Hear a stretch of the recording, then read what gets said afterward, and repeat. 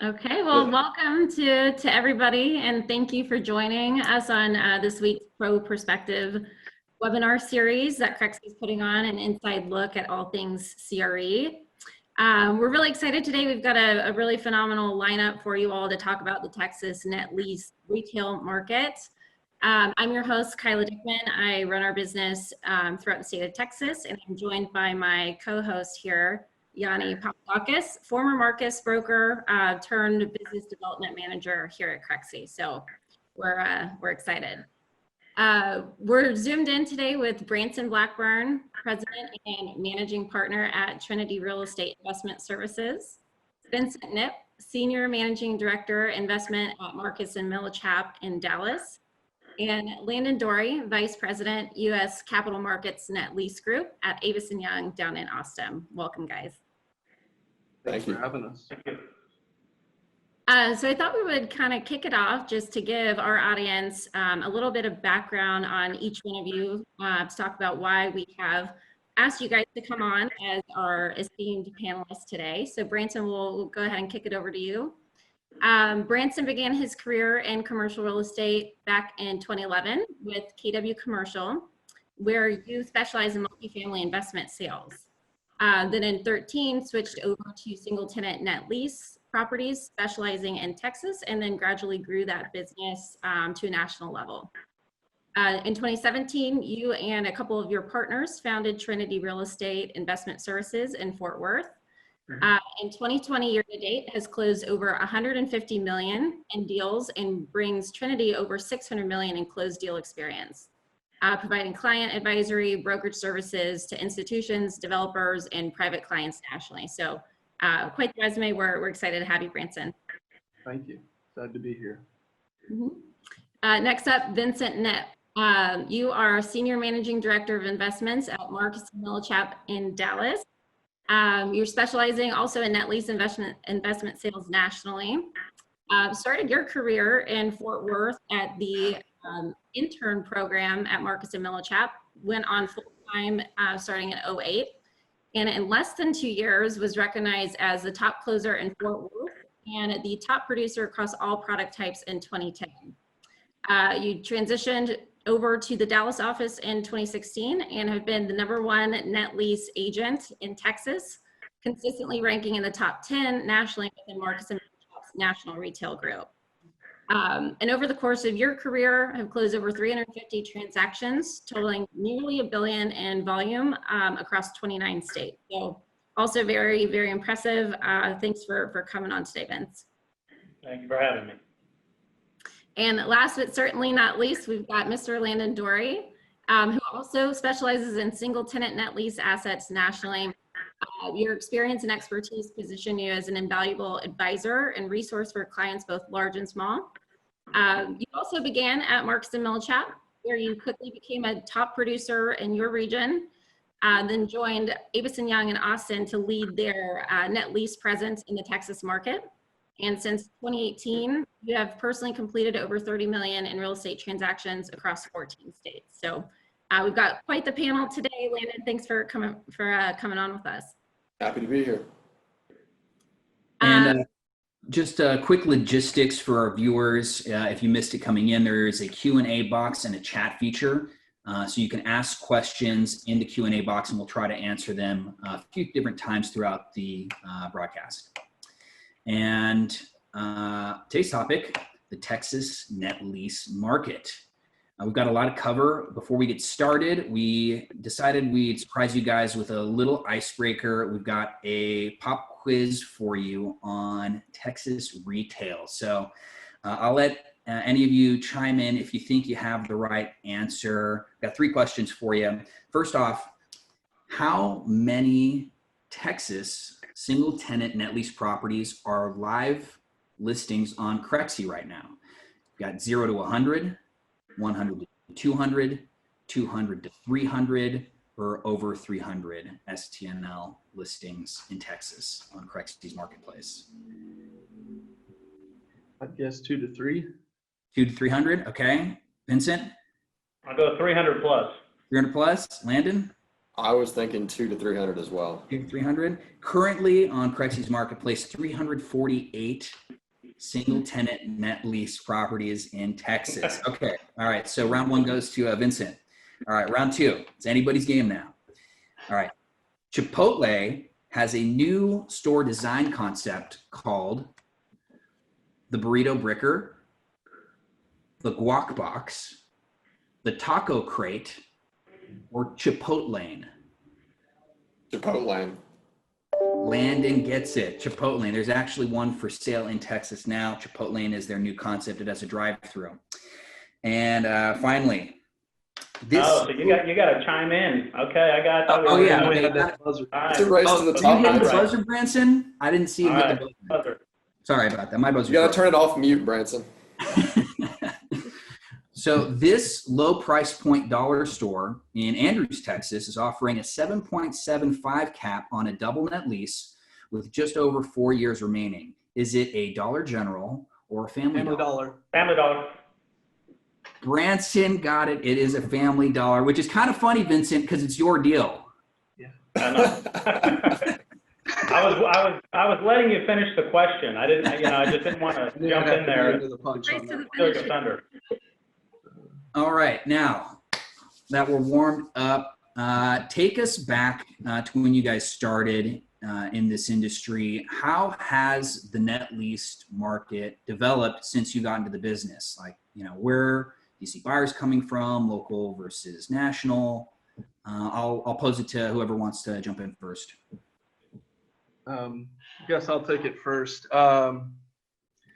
It's starting that long ago. It's hard for me to remember, and I wasn't doing as many deals when I first got started in the business. So I don't have as many stats to back this up. But I would say, out-of-state buyers focused on Texas, that's changed a lot. So year to date for this year, I think about 35% of our buyers have been local Texas buyers, and then about 65% have been out-of-state buyers. Struck a lot of out-of-state money, and since everyone loves to reference the California buyer, it looks like I think about 25% of the deals that we're doing are coming from California buyers.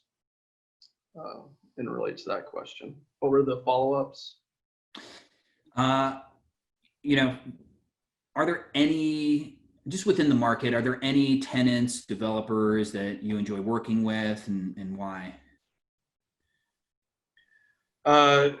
Yeah, I guess for me, when I started in this business, for some reason I picked focusing on dollar stores as my niche. So there are several dollar store developers out there that were the first people to give me a shot in the business to earn opportunity with them. And so, I guess I would, I have a lot of respect and appreciation for those guys that helped me get going in the business. And I've got to learn, how to work with them from a procedural standpoint and become good friends over time. So we've built really good relationships. So those would probably be my developers that I'm very fond of. They also at helping getting traction in the business opens a lot of other doors as well. So it helps launch your entire career. And then as far as tenants go, again, I'm biased, started in dollar stores, and dollar stores have become a hot topic, which I assume we'll address later, but enjoyed focusing on those. And I'll kick it over to Vincent. Vincent, how has this business changed since you first got in? So I started in 2007, as Kyla said, as an intern. Watched everybody make a whole lot of money. The market was super frothy, and then 2008 is when I converted and became a full-time agent. Just started getting on the phone, and that's kind of when the world fell apart. So for the next 2 years, it was really just kind of grinding it out, building relationships, getting to know people.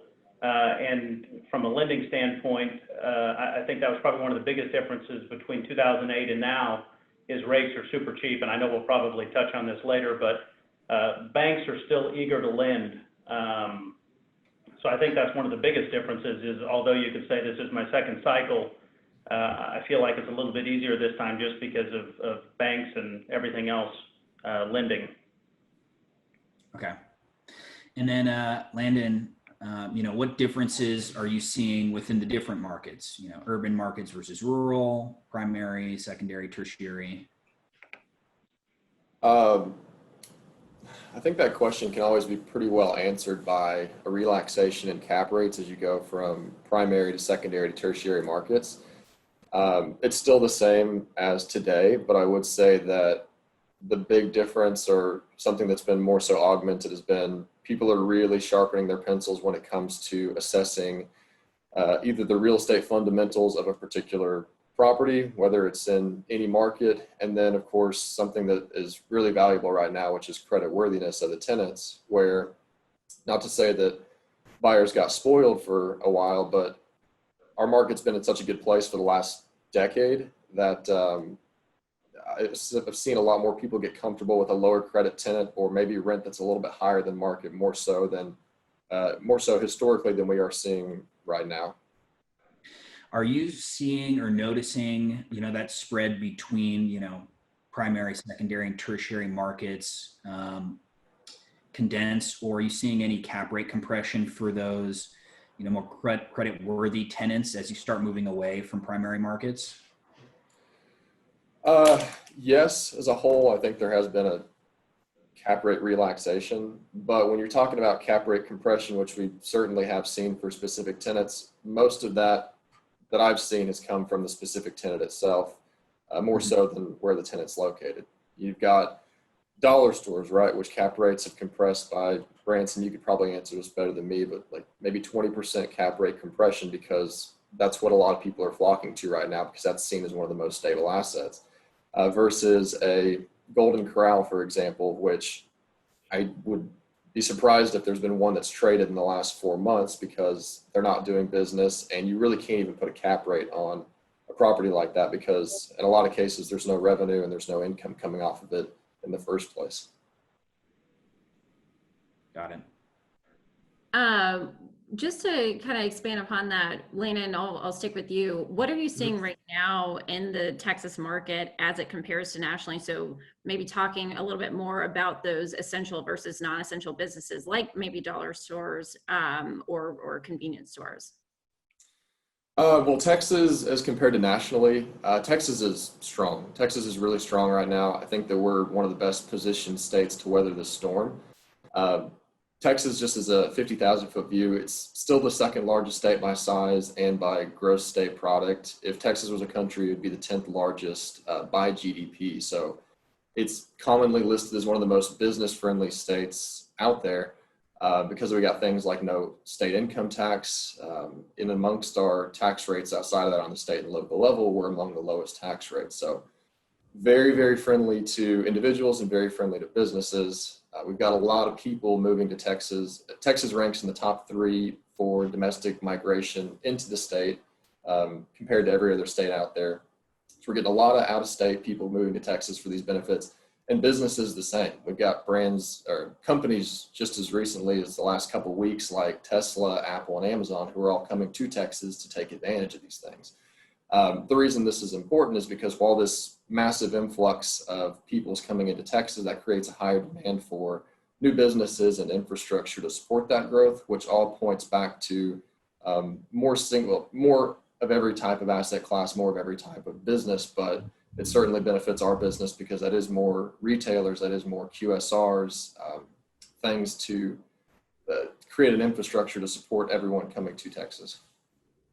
Yeah, certainly. And especially with the big news this last week with Tesla, and they're moving their headquarters down in your neck of the woods. It just continues to expand. So very excited about that.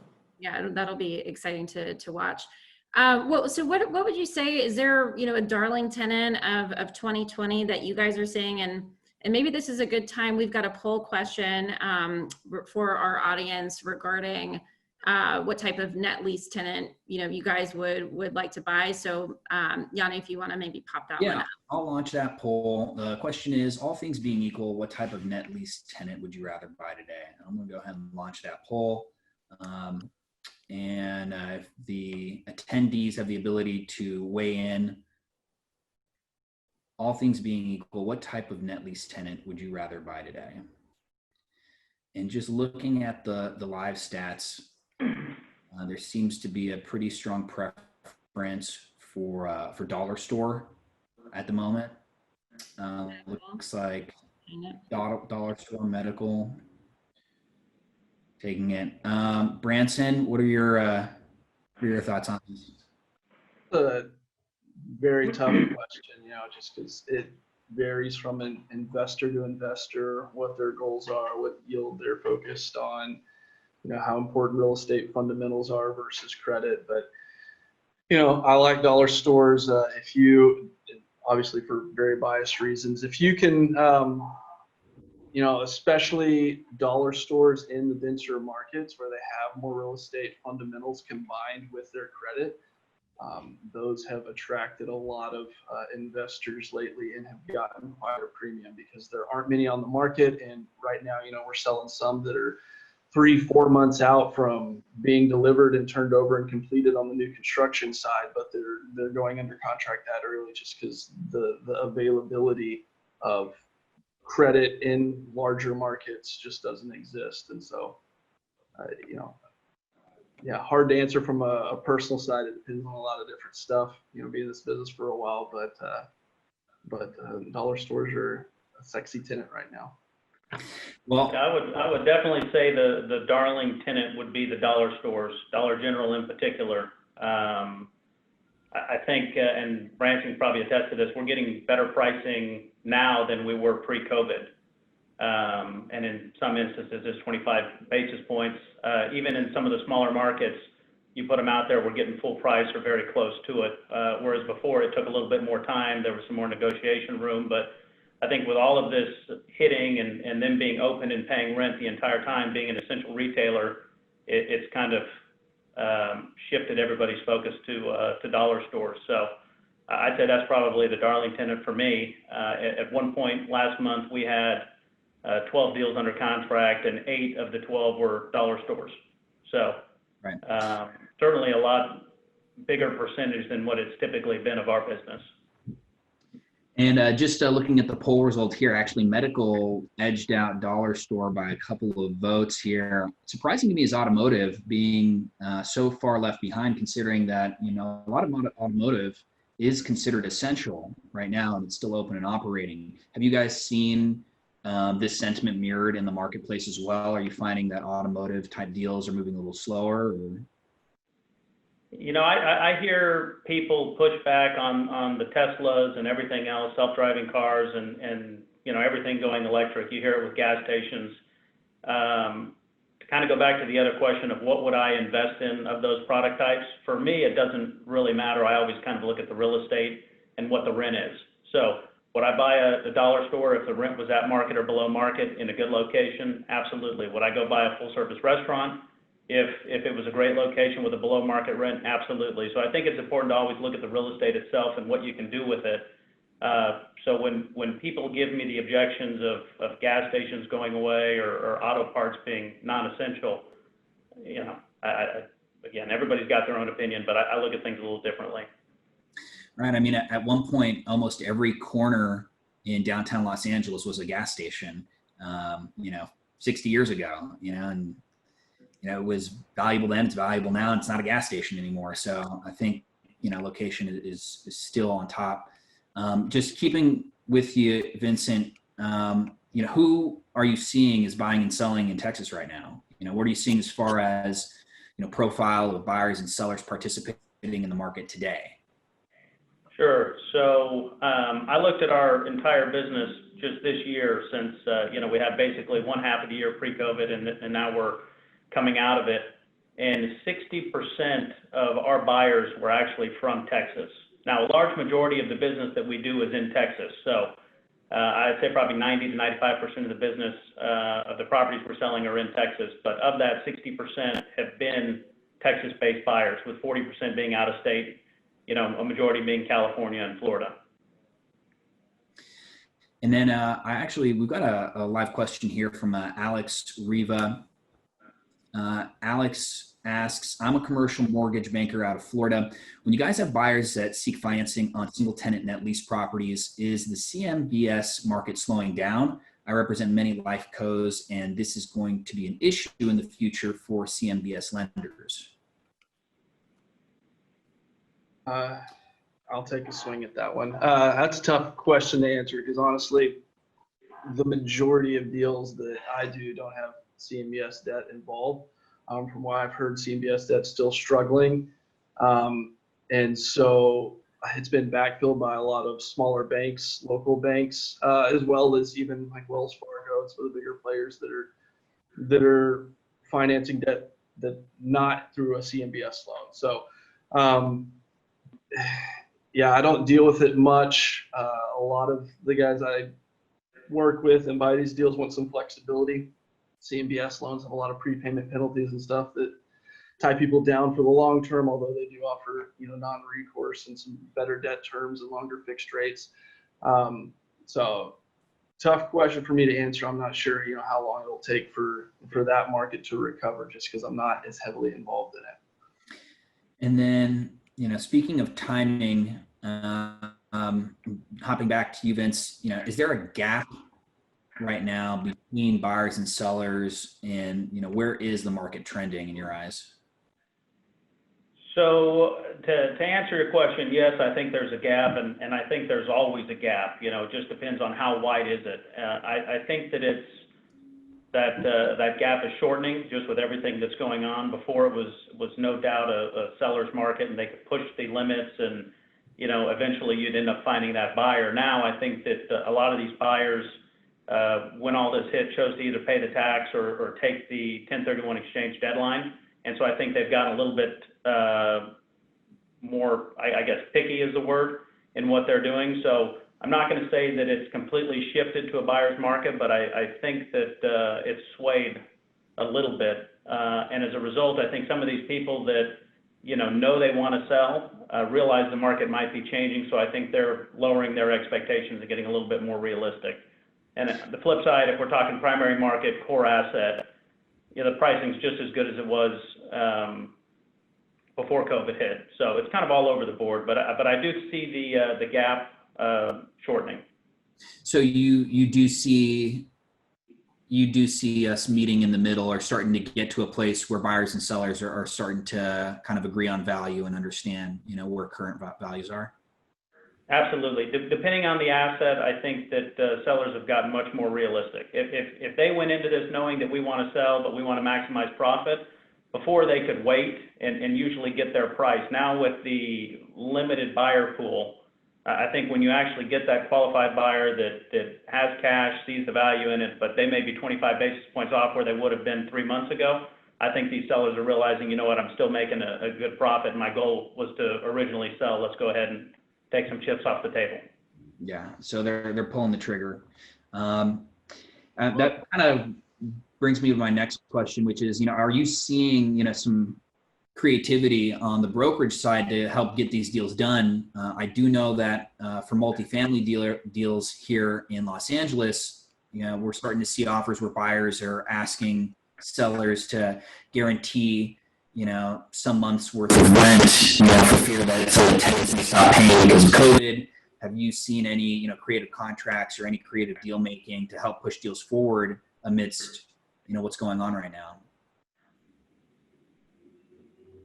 I'll say from a brokerage standpoint, when everything kind of set in and we had these deals in escrow, we extended a lot of these escrows because nobody knew what was happening. And I think that one thing from a brokerage standpoint that we did is we were very proactive, and I went to the sellers and said, look, let's just escrow 6 months of rent. Let's take the uncertainty of what are these tenants going to do, are they going to pay, off the table.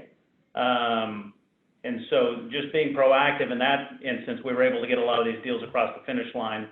And I know in the multifamily space, they were doing some of the similar things with income and everything else. But for now, most of the tenants have worked out their plan, I think, with the landlords. And everybody's got a little bit more clarity. But if it's a deal that's on the fence, or maybe it's a franchisee, or the credit's not as good, or it's a regional operator, we're still offering up rent credits or holdbacks just to, in essence, make a buyer whole if they move forward and we run into trouble again. And that brings up, another point too, since the market is, certainly, shifting, and we have seen some changes in the last couple of months.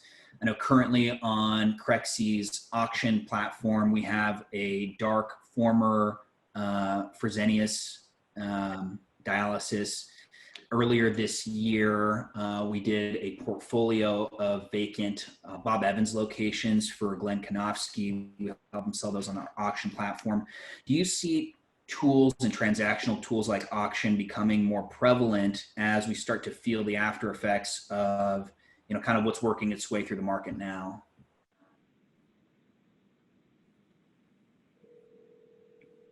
With that question too. Just, I'll pose it to anybody that wants to take it. Yeah, I'll say I think the auction platform definitely has its purpose for the right assets, and assets that are maybe harder to value. Some of the stuff that's gone vacant, and it helps to get a lot of buyers looking at the same time and getting bidding wars that may have redevelopment opportunities or other things in mind. Definitely has its place.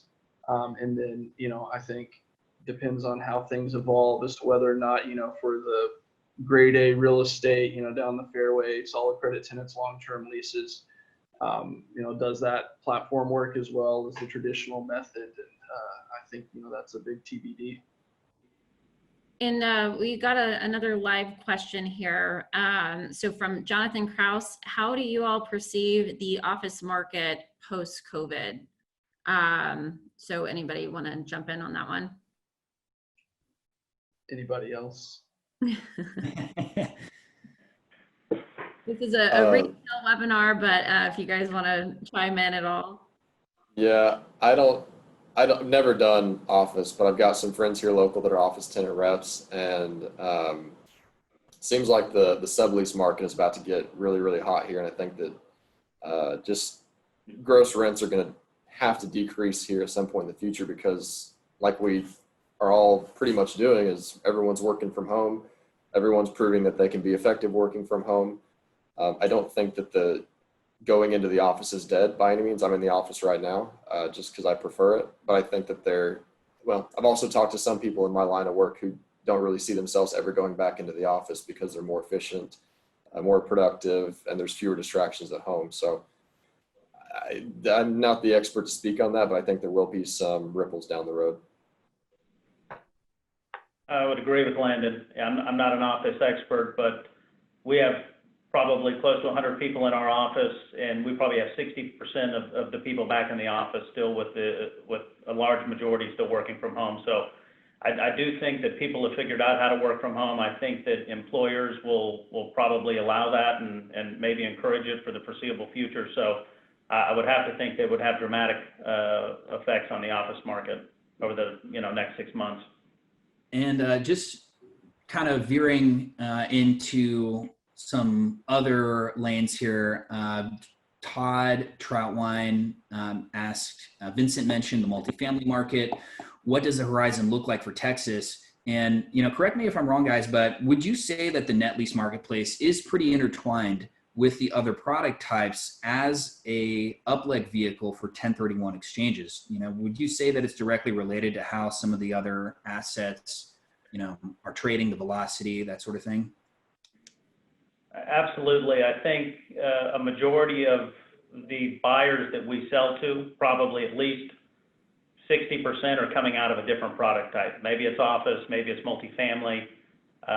Sometimes it's industrial, and especially now with everything going on in the world, people don't want to manage it. They're worried about tenants paying rent. If they can come buy a corporate credit-backed lease by Starbucks or Dollar General that has been open and paying, we've certainly seen a lot of people that have kind of switched their business strategy to come in and buy single tenant. So I absolutely think it's a vehicle, and it's often an easy pitch when you're talking to people who own other product types, educating them on why this is a nice passive investment. Great. Just kind of taking it back to the creative contracts that you were talking about, Vince, how long is it taking right now to get deals done? So I typically, the escrow process, I would say, is anywhere from 30 to 60 days. 30 days on the short end if you have a cash buyer that's doing a 15-day look, 15-day close. 30 to 60 probably pre-COVID. Now I'd say it's on the short end probably 45 days up to maybe 90 days. It just depends. We've run into some issues lately with lenders being able to get an appraiser out to a site, not being able to travel. Some of the dollar stores that we sell in these rural markets, you just can't get somebody out there. They've got to travel and get on a plane, and for a while there wasn't any flights. So it's definitely extended the escrow process. And I'd say probably 45 to 90 days now, start to finish, when you get something under contract. Yeah, it's interesting. Our data team met with us earlier on this week, and we're going to be releasing an article about median days on market. Retail sector has stayed pretty even keeled. It's been slightly affected, but in comparison to the other product types out there, it's remained the most stable. So it seems that you guys are still in a good spot, just looking in comparison. Branson, what are you seeing as far as sellers and buyers' readiness to transact on your end? I would say it's high from, primarily what we do is single tenant investment grade. And so from all the buyers that might have been looking at fast food or other concepts that were slightly impacted or heavily impacted by COVID and were asking for rent abatements or deferrals, even though I feel like a decent amount of buyers sat on the sidelines during COVID, the buyers that were active, a lot of them transitioned their focus from the assets that were hit to the essential retailers, high credit tenants. And I think the overall impact of that was that supply has been eaten up, and there's almost become a shortage of supply. And so it's gotten aggressive. So from what we've seen on our side, deals are moving more quickly than they were pre-COVID, and they're getting even more competitive. I remember one of our deals that was on the market for probably a month and a half, 2 months, and then all of a sudden we had 3 buyers wanted at the same time, and it ended up trading, and we got 80 grand hard day one because the situation became so competitive for it. So I would say, there's definitely a willingness and a readiness between both sides to get deals done, and certain buyers that are in a time crunch are scrambling to find the credit tenants that they need to fulfill exchanges, etc. And sorry to jump in there, Kyla. We had a question that came in that kind of follows that thread. Alex Co asked, is the exodus from buyers coming from other asset classes driving up the prices significantly in the STNL market, or are you seeing steady increases during the pandemic?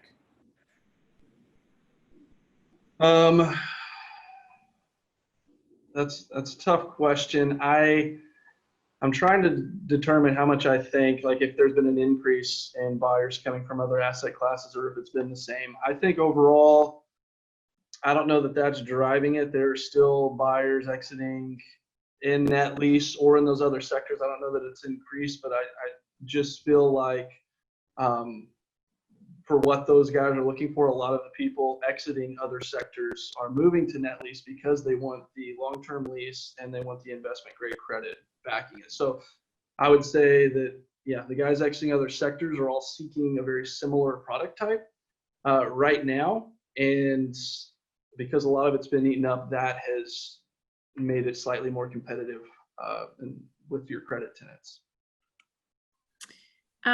What, as far as is location based, you guys all are focused on national net lease, but obviously are located in Texas. So are you seeing, the buyer seller relationship vary from state to state? Is it different in Texas, or is it pretty much the same for the product type across the board?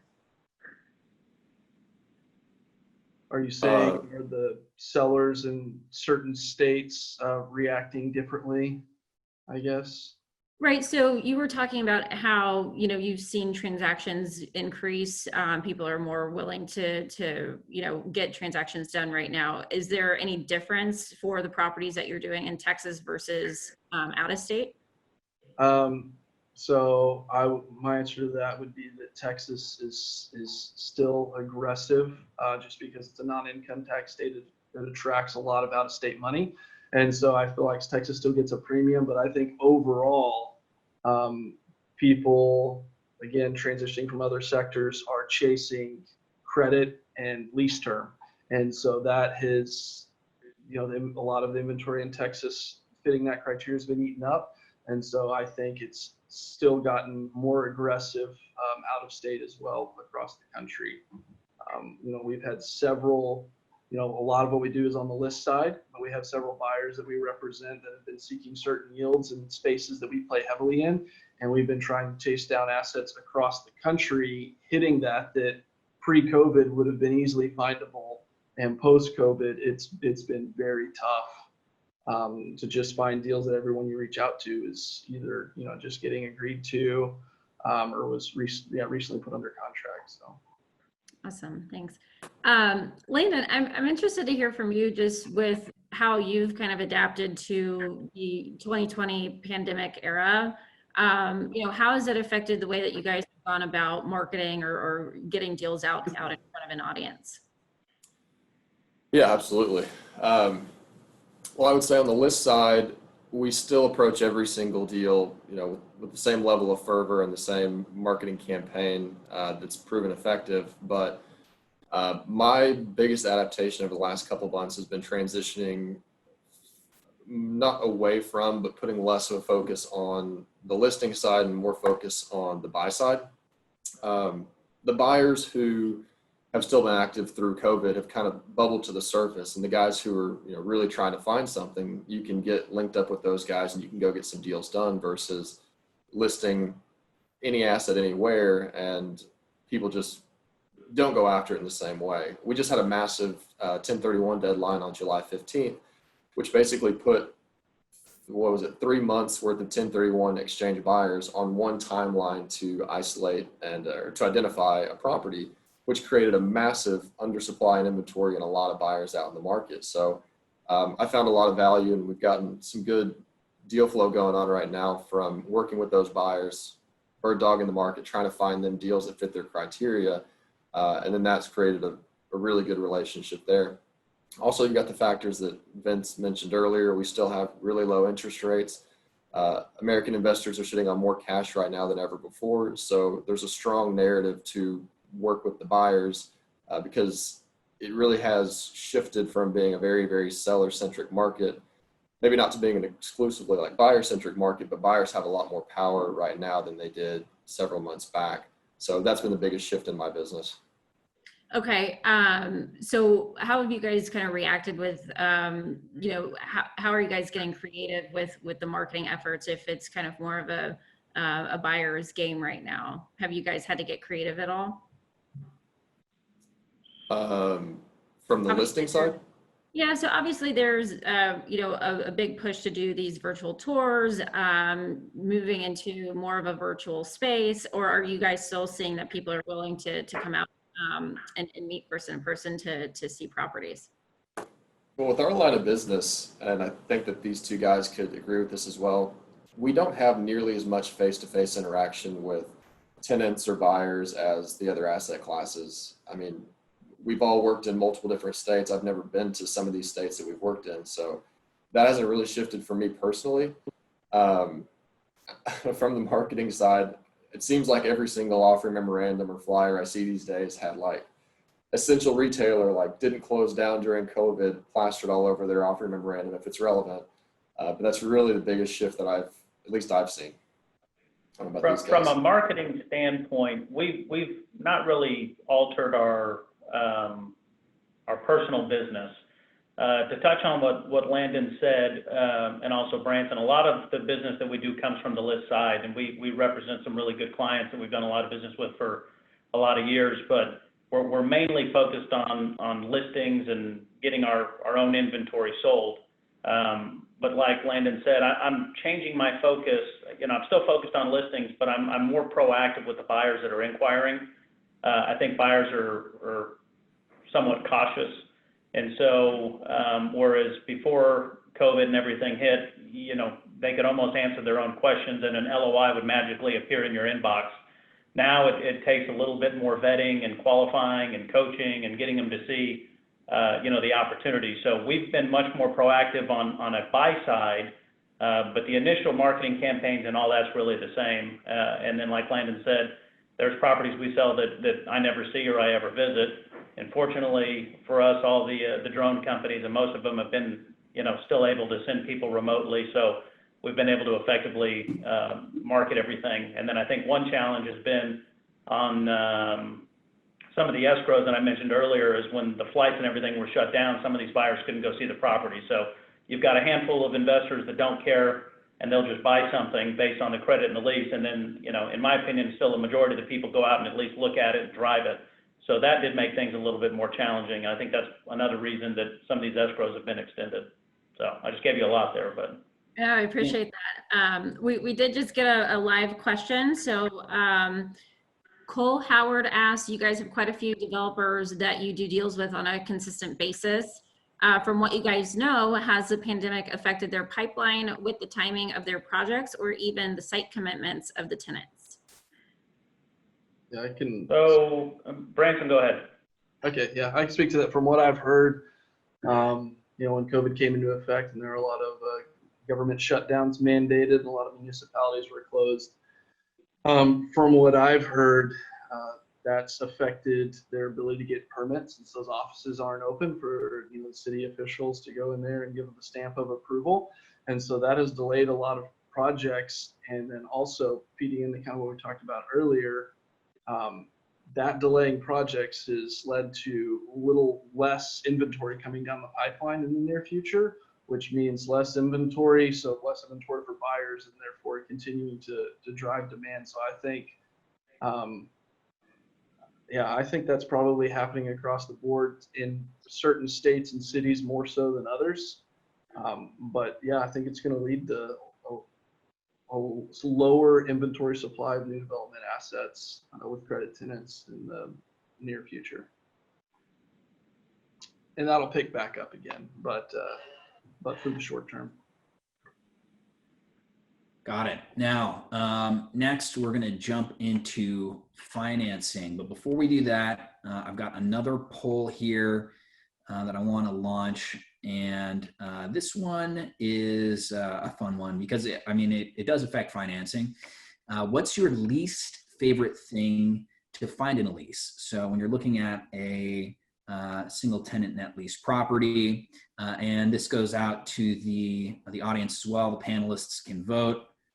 What is your least favorite thing to find in a lease? I'd love to hear what the actual lender's response is to this one. Although I'm sure you guys have gotten that feedback before working your clients. Wow, right to terminate is way ahead. No competition. And just jumping into financing, Branson, I'll stick with you here. Give us a quick snapshot at what financing is looking like right now. What do you need to get a deal done? Are lenders, picking things out in a lease and saying, this is why, we can't do the deal, or it's because, this is why we're looking at this rate. What are you seeing? At first, in what was it, like March 15th when COVID hit, it really killed lending. I had several deals falling apart because buyers couldn't get financing. And from my understanding, based off of the plethora of lenders that I called to try and save deals, it was the PPP program. They were over inundated by loan requests, and I had clients that had strong relationships with their lenders and had done several deals with them in the past, but they wouldn't give them at that time. They wouldn't give them the time of day because they had to handle all of those requests coming in. And so it was a struggle. I think that we have passed that, and now it seems to be much easier to get lending done. I'm sure there's still more lenders, that are still cautious, but for, again, being focused on essential retailers, investment grade tenants, typically with longer term leases. We have relationships with mortgage brokers and several lenders that if buyers don't have it themselves, that we can make an intro. And so I think for those, as long as you know the right people, that debt's readily available. Now you switch to, QSR, gyms, theaters, sit down. I mean, lenders are, for the most part, not lending on a lot of those. Now QSR, I just think they're more cautious in general. They're wanting to see how did the tenant perform through COVID. Did they ask for rent abatements or deferrals, and see if there any lease modifications were done. So they're being a little bit more hesitant and maybe requiring the borrower to put a larger amount of money down for those types of assets. But again, if you revert back to the credit essential tenants, I think it's pretty readily available. Okay. Are you seeing any kind of emergence of all cash deals, or is that becoming more prevalent?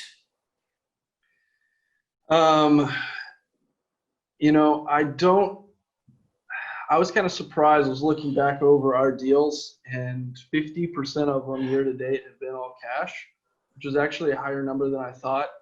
I don't know that there's a migration towards that, though. I think a lot of the guys that I even know can pay cash for assets are taking advantage of the debt in today's markets, because you have the 10-year treasury at a 0.5 point. I think prime's at 3.25, and leveraging assets and taking advantage of that makes sense to most people. There are a few buyers out there that are debt adverse and have always been debt adverse. And so they like to go the all cash route. But I think most people are trying to take advantage of what they can get debt term wise in today's market. Yeah, I'll say we've been quoted on some Dollar Generals and some new construction O'Reilly's interest rates in the mid 3s with 30-year AM. So it's crazy. And a couple things that Branson said, I'll call them out in front of everybody.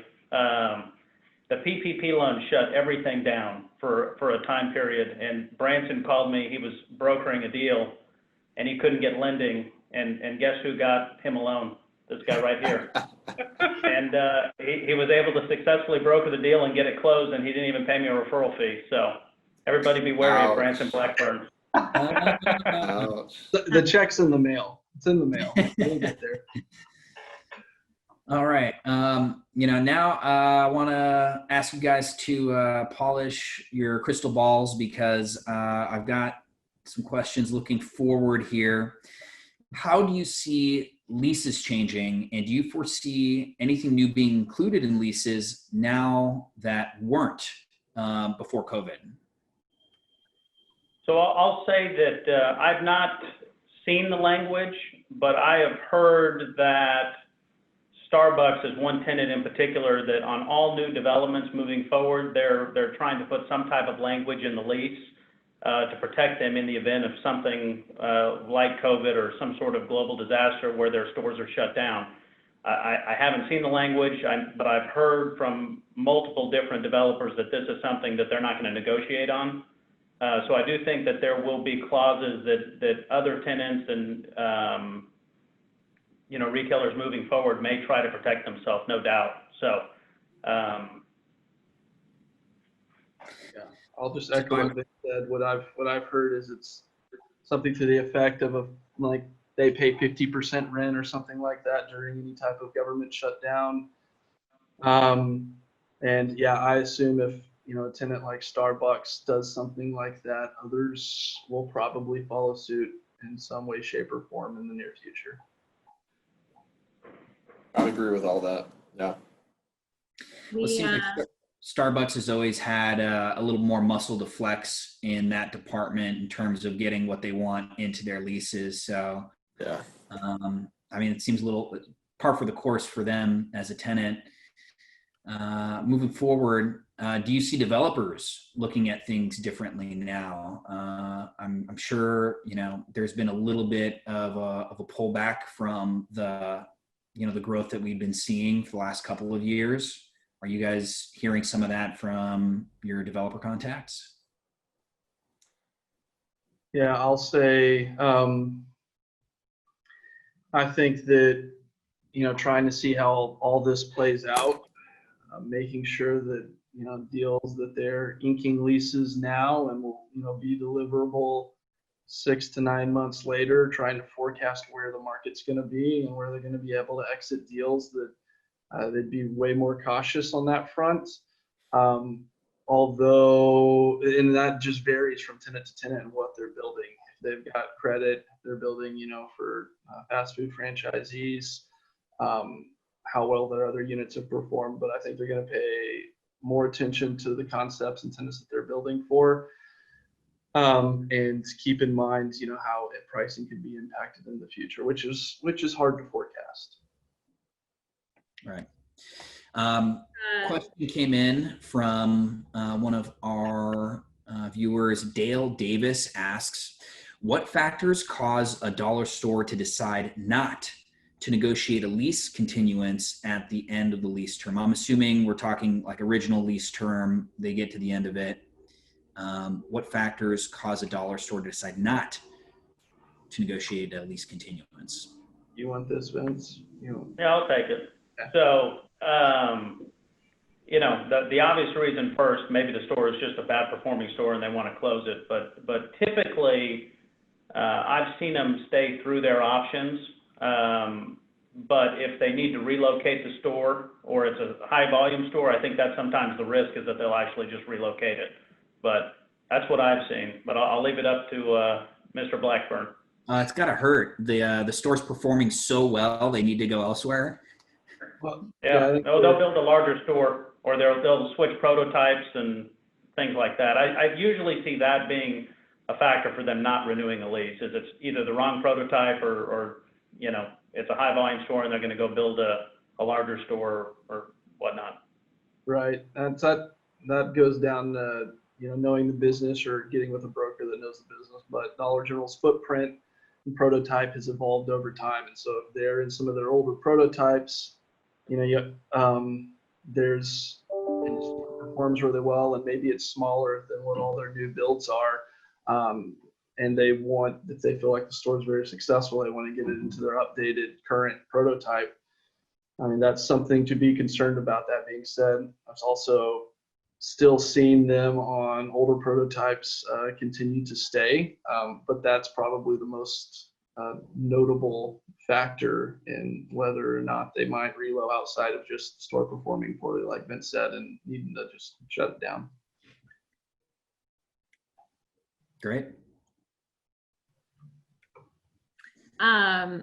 Last kind of crystal ball question is, do you guys foresee any changes to the sale leaseback space? And just to add on to that, would be interested to hear your thoughts with the 7-Eleven acquisition of Marathon. There's been some speculation about sale leasebacks going on there. So what do you guys think? So I'll say that I think just overall buyers are a little more cautious. I think they're sharpening their pencils and looking at financials a little bit closer. Pre-COVID, for 2 or 3 years, the sale leaseback market was extremely hot. We were getting crazy cap rates. And now I'm not going to say it's come to a standstill. We've still successfully executed on some sale leasebacks, but buyers are weary, and we had to open up the books and answer questions more than we've ever had to answer, and get accountants on the line.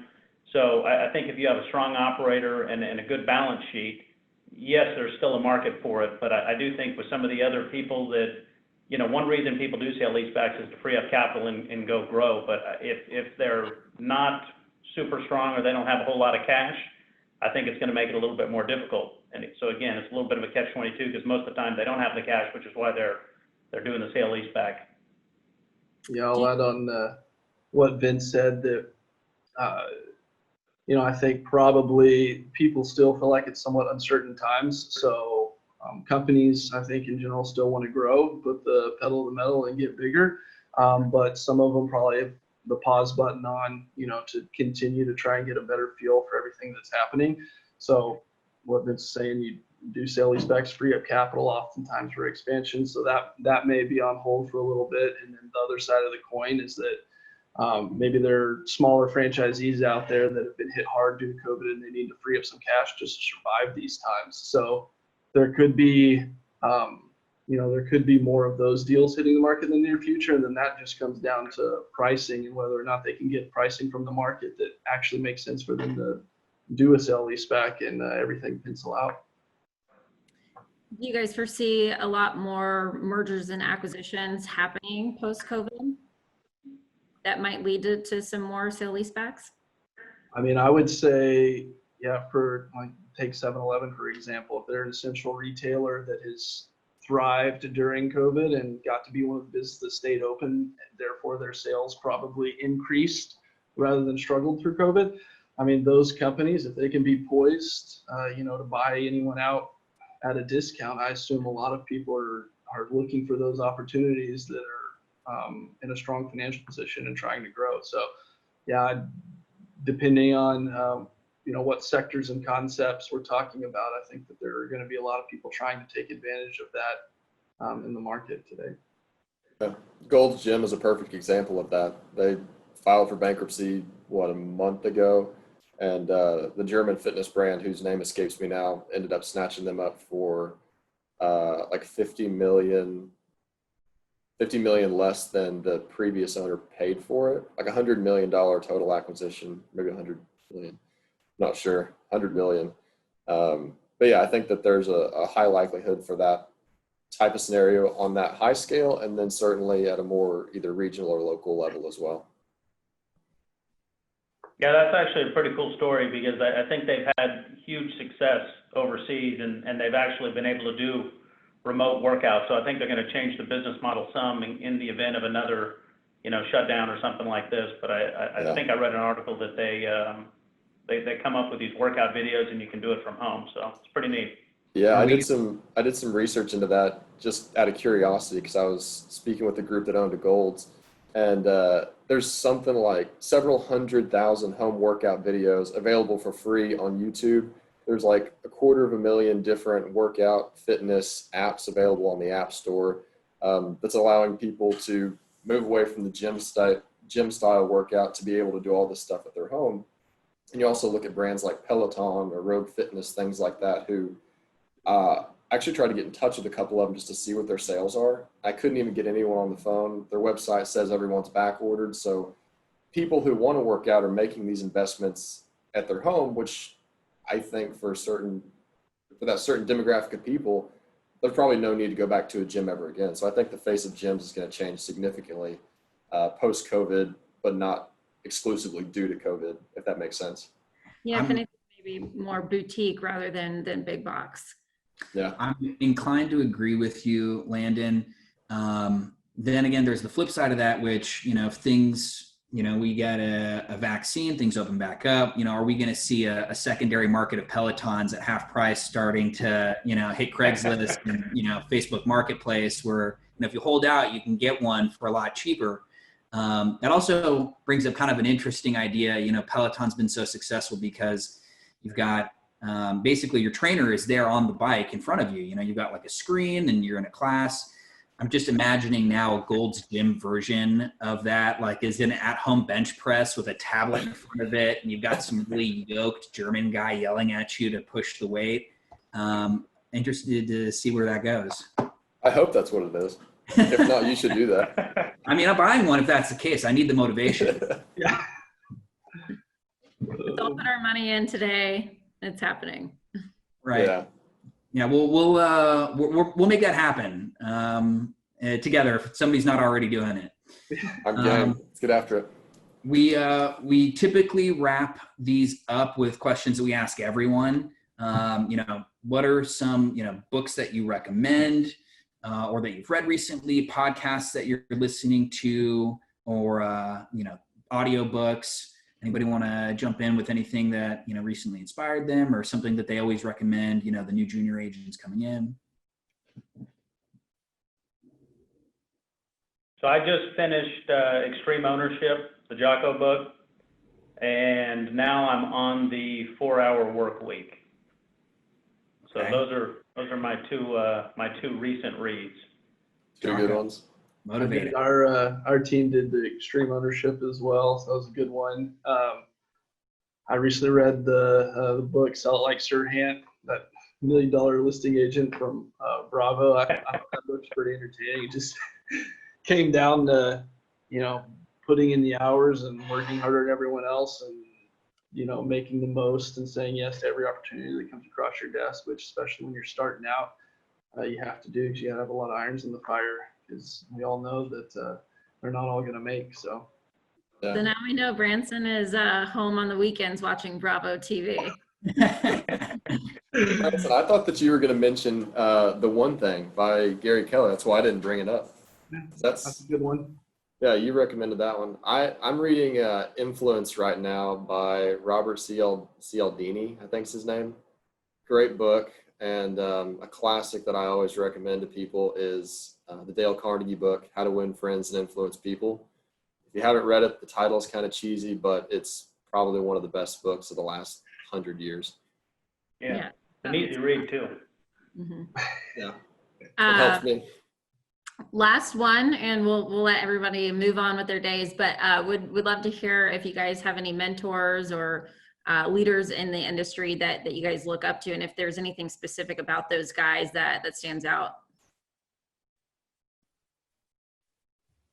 Branson, I know you were gonna say Vince was your mentor, right? That's who you look up to most? Yes. So very much. Learned so much from him. Gosh, well, I guess I'll go first then since you sent it over to me. But I would say I haven't had like one person that's I've had mentor me throughout the entirety of my career. I think that's evolved a lot over time and has been kind of on an ads needs basis. I've had great people throughout my life that built relationships with that.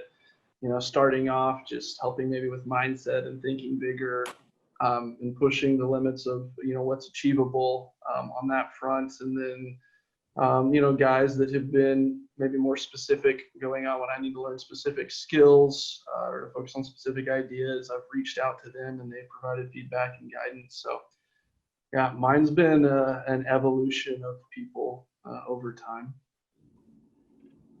Yeah, I'd say my big influencers are really my peers. I kind of look at the other guys in the net lease industry and what they're doing, what they've built, and that's really what kind of motivates me. And then I get excited when newer agents come in, young guys like Landan, and he's kind of raising the bar for everybody. So in time that kind of pushes me to do a little bit more. So I try to always kind of look at my competition and what they're doing, and I think we're all competitive by nature. So. I'll quickly echo. Go ahead. I was going to say, I'll quickly echo what Vince says. Yes, always looking and wanting to be better. So peers good. And then to add on to that, clients. A lot of our clients have built amazing businesses and have, impressive careers. And so getting their feedback and guidance and friendships has also been very valuable. Yeah, I couldn't have said it better than each of those guys myself.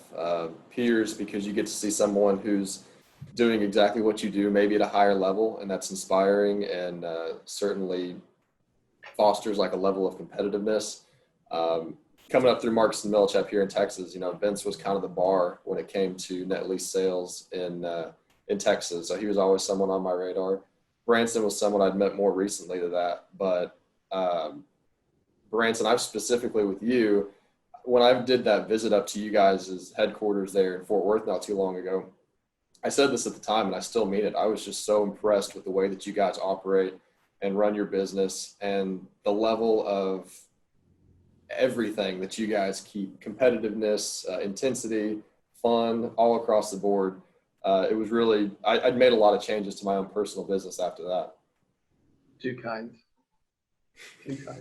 He's trying to butter you guys up so you guys can get some deals done together. Yeah, that's what he's doing for sure. That's what it is. And motivation. To our viewers, I put out the closing poll here. If you'd like a copy of this presentation, you came in late and missed some of it, feel free to reach out to Kyla or myself.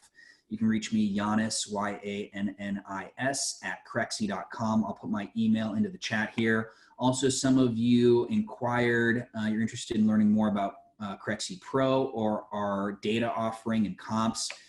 I just want to say thank you to Branson, Vincent, and Landan, who have been very successful on our platform. If you have not yet added your listings to Crexi, it's free. Get your deals on here, start talking to more buyers and sellers. We can help you get some more deals done. Guys, I just want to thank you for the time today. I know you're all busy. We really appreciate you spending your morning with us. Thanks to everybody that joined in today. Again, if you have any questions after this, you can reach Branson, Vincent, and Landan directly. Do you guys want to quickly, best ways to reach you, email, phone? Yeah, email or phone works for me. Same here. You'll find their deals on Crexi and their contact information there as well. And thanks, guys. We really appreciate you coming in and educating us on Texas Net Lease. Absolutely. Thanks for Thank you having me. again for having us. Absolutely. Appreciate it. Thanks, guys. Y'all take care.